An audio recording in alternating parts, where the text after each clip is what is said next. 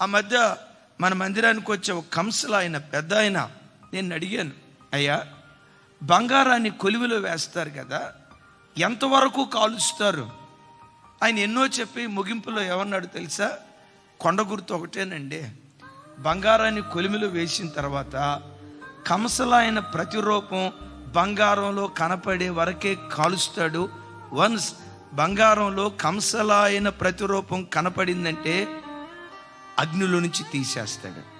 పరమ కంసాలి యేసుక్రీస్తు వారు మనలను శ్రమలనే కొలిమిలో వేసి కాల్చేటప్పుడు ఆయన పరిశుద్ధత నీలో కనపడే వరకే కాలుస్తాడు. ఆయన ప్రేమ నీలో కనపడే వరకే కాలుస్తాడు. ఆయన సాత్వికం, ఆయన దీనత్వం, ఆయన సంపూర్ణతకు సమానమైన సంపూర్ణత కలిగే వరకే కాలుస్తాడు. వన్స్ ఆయన సంపూర్ణత నీలో వచ్చిందా, నీ ఆభరణంగా తర్వాత మార్చడం ప్రారంభిస్తాడు. అయితే ఒకటి, కాల్చబడేటప్పుడు నీ పెదవుల్లో నుండి బయలుదేరే మాటలు చాలా విలువైనవి. యోబు ఎక్కడ నా భక్తి మర్చిపోయి దేవుడు నాకు అన్యాయం చేశాడు అని అన్నాడా? ఏం దేవుడు, ఈ మాయదారి దేవుడు అని అన్నాడా?